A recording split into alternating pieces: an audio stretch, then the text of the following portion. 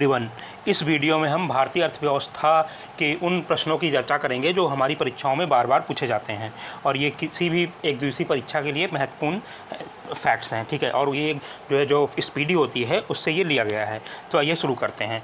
अर्थशास्त्र के जनक कौन थे? तो एडम स्मिथ जो थे वो अर्थशास्त्र के जनक थे। भारतीय अर्थव्यवस्था है तो भारतीय अर्थव्यवस्था क्या है? विकासशील है। तृतीय विश्व का शब्द प्रयुक्त होता है तो विकासशील देशों के संदर्भ में तृतीय विश्व थर्ड वर्ल्ड का शब्द प्रयुक्त किया जाता है। विश्व की सबसे बड़ी अर्थव्यवस्था कौन सी है? तो अमेरिका जो है विश्व की सबसे बड़ी अर्थव्यवस्था है। विश्व की दूसरी सबसे बड़ी अर्थव्यवस्था कौन सी है? तो चाइना जो है विश्व की दूसरी सबसे बड़ी अर्थव्यवस्था है। सकल घरेलू उत्पाद की दृष्टि से भारतीय अर्थव्यवस्था का विश्व में कौन सा स्थान है? तो भारत का जो है अभी हाल 2022 में जो रिपोर्ट आई थी उसमें देखा जाए तो 6वां स्थान है। ठीक है, पहले 5 कौन है? तो पहले नंबर पे यूएसए है, दूसरे पे चाइना है, तीसरे पे जापान है, चौथे पे जर्मनी है, 5वें पे यूनाइटेड किंगडम है और 6ठे स्थान पे अपना भारत है। ठीक है, क्रय शक्ति क्षमता पीपीपी के आधार पर भारतीय अर्थव्यवस्था का विश्व में कौन सा स्थान है? तो तीसरा स्थान है। पहले पे चाइना है, दूसरे पे अमेरिका है। ठीक है, पूंजीवादी और समाजवादी अर्थव्यवस्था अपनाने वाला पहला देश कौन से हैं? तो पूंजीवादी अर्थव्यवस्था अपनाने वाला पहला देश अमेरिका है और समाजवादी अर्थव्यवस्था अपनाने वाला पहला देश रसिया है, रूस है। ठीक है, पूंजीवादी अर्थव्यवस्था का उद्गम स्रोत क्या है? तो एडम स्मिथ की पुस्तक द वेल्थ ऑफ नेशन। ठीक है, एडम स्मिथ की पुस्तक द वेल्थ ऑफ नेशन। पूंजीवादी अर्थव्यवस्था की कीमत निर्धारण होती है तो मांग और पूर्ति द्वारा जो है पूंजीवादी अर्थव्यवस्था की में कीमत का निर्धारण होता है। रखो और निकालो नीति है तो ये पूंजीवादी अर्थव्यवस्था से संबंधित है। रखो और निकालो नीति। समाजवादी अर्थव्यवस्था का प्रतिपादन किया था तो जर्मन दार्शनिक कार्ल मार्क्स ने समाजवादी अर्थव्यवस्था का प्रतिपादन किया था। ठीक है, पूंजीवादी अर्थव्यवस्था पर नियंत्रण होता है तो निजी व्यक्तियों का। पूंजीवादी अर्थव्यवस्था पर किनका नियंत्रण होता है? निजी व्यक्तियों का होता है। और समाजवादी अर्थव्यवस्था पर किनका नियंत्रण होता है? तो सरकार का नियंत्रण होता है। भारत की अर्थव्यवस्था क्या है? तो मिश्रित है। कौन कौन सी अर्थव्यवस्था होती है? जैसे पूंजीवादी, समाजवादी, और भारत की क्या है कि दोनों का मिश्रण है। ठीक है, मिश्रित अर्थव्यवस्था है।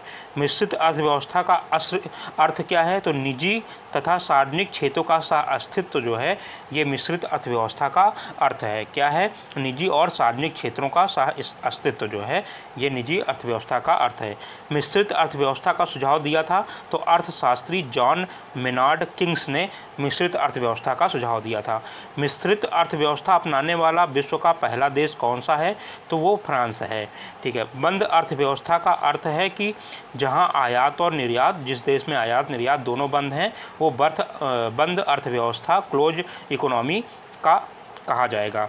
मानव विकास सूचकांक का प्रतिपादन किया गया तो 1990 में अर्थशास्त्री महबूब उल हक द्वारा मानव विकास सूचकांक का प्रतिपादन किया गया। मानव विकास रिपोर्ट कौन जारी करता है? तो संयुक्त राष्ट्र विकास कार्यक्रम यूएनडीपी द्वारा 1990 से जारी किया जा रहा है।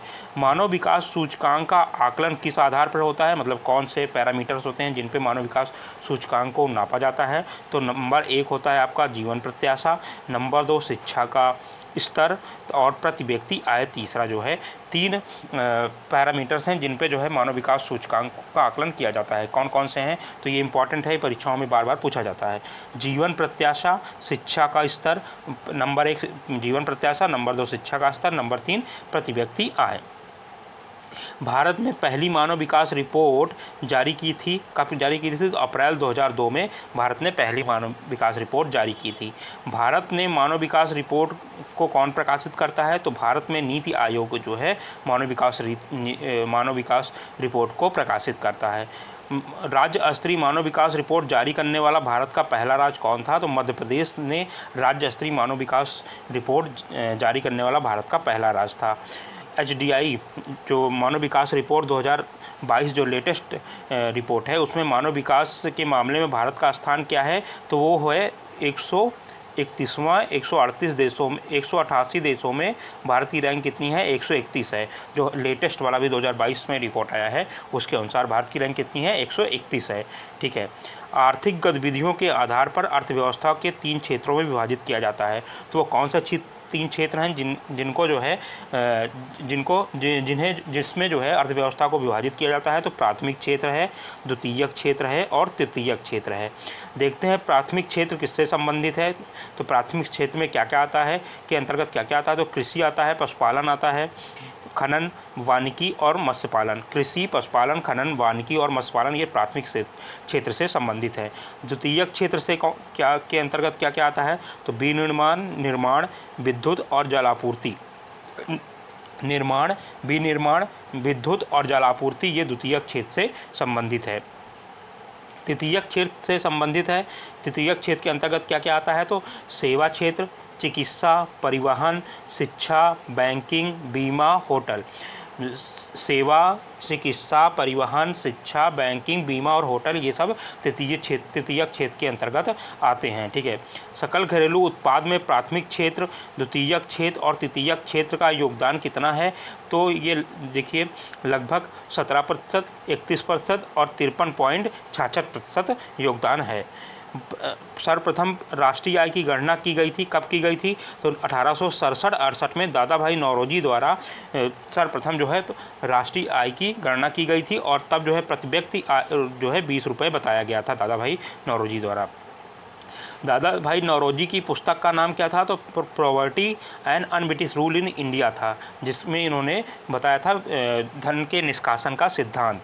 ठीक है।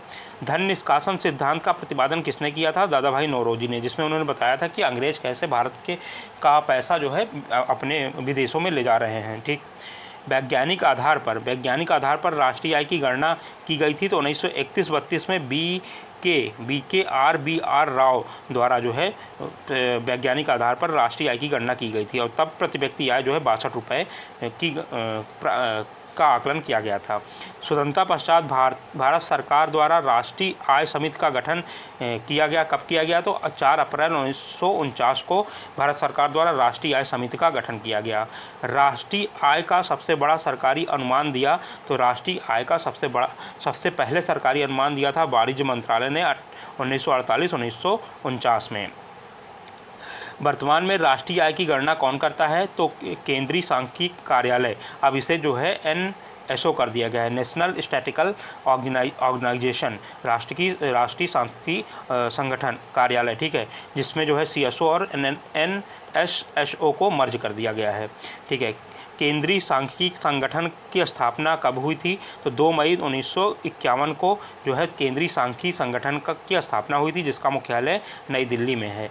ठीक है। राष्ट्रीय आय की गणना में केंद्रीय सांख्यिकी कार्यालय की मदद कौन करता है। तो राष्ट्रीय नमूना सर्वेक्षण संगठन। ठीक है। राष्ट्रीय नमूना सर्वेक्षण संगठन और CSO केंद्रीय स्टैटिस्टिकल ऑफिस को मर्ज करके NSO बना दिया गया है 2019 में। ठीक है। राष्ट्रीय आय है तो एक प्रवाह है, स्टॉक नहीं है। ठीक है। कि राष्ट्रीय आय क्या है, एक प्रवाह है, स्टॉक नहीं है। एक वर्ष में किसी देश में उत्पादित सभी सामानों और सेवाओं के मौद्रिक मूल्य के योग को क्या कहते हैं। तो ये राष्ट्रीय आय कहलाता है। ठीक है। राष्ट्रीय आय का सर्वश्रेष्ठ मापन है तो साधन लागत पर शुद्ध राष्ट्रीय उत्पाद जो है राष्ट्रीय आय का सर्वश्रेष्ठ मापक है। हिंदू वृद्धि दर संबंधित है तो राष्ट्रीय आय से हिंदू वृद्धि दर संबंधित है। हिंदू वृद्धि दर की अवधारणा के प्रतिपादक कौन थे। तो प्रोफेसर राजकृष्णा 1951 में हिंदू वृद्धि दर की अवधारणा के प्रतिपादक थे। वर्तमान में राष्ट्रीय आय की गणना का आधार वर्ष क्या है। तो राष्ट्रीय आय की गणना का आधार वर्ष 2011-12 है। ठीक है। भारत में राष्ट्रीय आय का सर्वाधिक योगदान वर्तमान में राष्ट्रीय आय की गणना का आधार वर्ष क्या है। 2017-18 है। ठीक है। भारत में राष्ट्रीय आय में सर्वाधिक योगदान किस क्षेत्र में है। तो तृतीयक क्षेत्र में, जो सेवा क्षेत्र है वो सबसे ज़्यादा राष्ट्रीय आय में योगदान करता है। ठीक है। भारत में राष्ट्रीय आय का सबसे कम योगदान किस क्षेत्र में है। तो कृषि क्षेत्र में है। किस क्षेत्र में सबसे कम योगदान है राष्ट्रीय आय का। तो कृषि क्षेत्र में, प्राथमिक क्षेत्र में। किसी देश की अर्थव्यवस्था का सर्वाधिक उपयुक्त माप है। तो किसी देश की अर्थव्यवस्था का सर्वाधिक उपयुक्त माप है जो है सकल घरेलू उत्पाद, GDP। भारत की सकल घरेलू उत्पाद में सर्वाधिक योगदान किस राज्य का है। तो महाराष्ट्र राज्य का है। राष्ट्रीय आय के संबंध में प्रथम श्वेत पत्र जारी किया गया था CSO द्वारा 1956 में। भारतीय सांख्यिकी संगठन है कोलकाता में। भारतीय सांख्यिकी संगठन कहाँ पे है? कोलकाता में है। किसी देश की आर्थिक विकास दर का सर्वश्रेष्ठ सूचक कौन है? तो प्रति व्यक्ति आय के द्वारा किसी देश के आर्थिक विकास दर का जो है गणना मतलब कि सर्वश्रेष्ठ सूचक कौन है? तो क्या कौन है भाई? ये है प्रति व्यक्ति आय है। ठीक है, प्रति व्यक्ति आय की गणना की जाती है तो राष्ट्रीय आय से जनसंख्या को भाग देकर राष्ट्रीय आय डिवाइड बाई जनसंख्या कर दिया जाता है तो प्रति व्यक्ति आय आ जाती है। सर्वाधिक प्रति व्यक्ति आय वाला राज्य कौन सा है? तो गोवा जो है सर्वाधिक प्रति व्यक्ति आय वाला राज्य है। न्यूनतम प्रति व्यक्ति आय वाला राज्य कौन सा है? तो बिहार जो है न्यूनतम प्रति व्यक्ति आय वाला राज्य है। वर्तमान में सर्वाधिक प्रति व्यक्ति आय वाला केंद्र शासित प्रदेश कौन सा है? तो दिल्ली जो है सर्वाधिक प्रति व्यक्ति आय वाला केंद्र शासित प्रदेश है। गरीबी का आशय क्या है? तो जीवन की आधारभूत आवश्यकताओं की पूर्ति से वंचित रहना ही गरीबी है। जीवन की आधारभूत आवश्यकताओं की पूर्ति से वंचित रहना क्या है? गरीबी है। गरीबी का भारत में गरीबी के मापन का आधार क्या है? तो न्यूनतम कैलोरी उपभोग व्यय। न्यूनतम कैलोरी उपभोग व्यय जो है भारत में गरीबी के मापन का आधार है। भारत में ग्रामीण और शहरी क्षेत्र में गरीबी रेखा का निर्धारण करते समय प्रति व्यक्ति कैलोरी ग्रहणता निर्धारित की गई है। तो ग्रामीण क्षेत्र के लिए 2400 कैलोरी, ठीक है, और शहरी क्षेत्र के लिए 2100 कैलोरी की, ग्रामीण क्षेत्र के लिए 2400 कैलोरी और शहरी क्षेत्र के लिए 2100 कैलोरी की ग्रहणता निर्धारित की गई है। मूल्य स्तर के आधार पर गरीबी रेखा का निर्धारण का प्रस्ताव किया था तो 1989 में गठित लकड़वाड़ा समिति द्वारा जो है गरीबी रेखा का निर्धारण का प्रस्ताव मूल्य स्तर के आधार पर किया गया था। सुरेश तेंदुलकर समिति 2004 और सी रंगराजन समिति 2012 संबंधित है तो गरीबी निर्धारण से दोनों का संबंध है। वर्तमान में भारत में निर्धनता रेखा या गरीबी रेखा का निर्धारण करता है तो नीति आयोग द्वारा निर्धनता रेखा या गरीबी रेखा का निर्धारण वर्तमान में किया जाता है। लॉरेंज कर्व है तो व्यक्तियों की आय विषमता का चित्रीय प्रदर्शन करता है लॉरेंज कर्व। गिनी गुणांक ये भी क्या है? आय के वितरण की विषमता की माप का सबसे प्रचलित विधि है गिनी गुणांक। ठीक है, विश्व बैंक द्वारा गरीबी रेखा निर्धारण मानक माना गया है तो $1.25 प्रतिदिन आय को जो है गरीबी रेखा निर्धारण मानक माना गया है। अगर आप 1.25 डॉलर प्रतिदिन की आय करते हैं तो आप गरीबी रेखा से ऊपर हैं। ठीक है, अंत्योदय अन्न योजना की शुरुआत कब की गई थी? तो 25 दिसंबर 2000 को राजस्थान से अंत्योदय अन्न योजना की शुरुआत की गई थी। अन्नपूर्णा योजना की शुरुआत कब की गई थी? तो 25 अक्टूबर 2000 को गाजियाबाद के सिखौड़ा ग्राम से की गई थी। भारत में बेरोजगारी के आंकड़े जारी करता है तो NSSO, ठीक है, राष्ट्रीय नमूना सर्वेक्षण कार्यक्रम। अदृश्य या प्रच्छन्न या छिपी हुई बेरोजगारी मुख्य रूप से पाई जाती है तो कृषि क्षेत्र में जो है अदृश्य, प्रच्छन्न या छिपी हुई बेरोजगारी पाई जाती है। भारत में बेरोजगारी का स्वरूप क्या है? तो भारत में बेरोजगारी का स्वरूप संरचनात्मक है। ठीक है, भारत में बेरोजगारी का स्वरूप क्या है? तो संरचनात्मक है भारत में बेरोजगारी का स्वरूप। चक्री बेरोजगारी ज़्यादा देखने को मिलती है तो कहाँ देखने को मिलती है? विकसित देशों में मिलती है। ठीक है, ग्रामीण क्षेत्रों में पाई जाने वाली बेरोजगारी है तो मौसमी या अदृश्य या प्रच्छन्न बेरोजगारी जो है कहाँ पे? ग्रामीण क्षेत्रों में ज़्यादा पाई जाती है। और प्रच्छन्न बेरोजगारी या जो अदृश्य बेरोजगारी है मुख्यतः प्राथमिक क्षेत्र में ही पाई जाती है। ठीक है, कृषि क्षेत्र में। शहरी क्षेत्रों में पाई जाने वाली बेरोजगारी है तो खुली और प्रत्यक्ष बेरोजगारी जो है शहरी क्षेत्रों में पाई जाने वाली बेरोजगारी है। भगवती समिति संबंधित है तो बेरोजगारी से जो है भगवती समिति का संबंध है। रोजगार गारंटी योजना शुरू करने वाला पहला राज्य कौन है? तो महाराष्ट्र जो है रोजगार गारंटी योजना शुरू करने वाला पहला राज्य है। राष्ट्रीय ग्रामीण रोजगार गारंटी योजना नरेगा की शुरुआत 2 फरवरी कब किया गया था? 2 फरवरी 2006 को आंध्र प्रदेश के अनंतपुर जिले से राष्ट्रीय ग्रामीण रोजगार गारंटी योजना का शुरुआत किया गया था। राष्ट्रीय ग्रामीण रोजगार योजना पूरे देश में कब लागू की गई थी? तो 1 फरवरी 2008 से राष्ट्रीय ग्रामीण रोजगार योजना पूरे देश में लागू की गई थी। नरेगा का नाम परिवर्तित करके मनरेगा महात्मा गांधी राष्ट्रीय ग्रामीण रोजगार गारंटी अधिनियम किया गया था। 2 अक्टूबर 2009 को नरेगा का नाम परिवर्तित करके महात्मा गांधी राष्ट्रीय ग्रामीण रोजगार गारंटी अधिनियम 2009 कर दिया गया था 2 अक्टूबर 2009 को। ठीक है साथियों, तो इसी के साथ ये अर्थव्यवस्था का पहला जो है वीडियो यहीं पे समाप्त होता है। अगले वीडियो में हम जो अन्य महत्वपूर्ण फैक्ट हैं, जो और महत्वपूर्ण फैक्ट हैं जो परीक्षाओं में बार बार पूछे जाते हैं, उन पर चर्चा करेंगे। अगर वीडियो आपको अच्छा लगा हो तो लाइक करिए और चैनल को सब्सक्राइब करिएगा। धन्यवाद साथियों।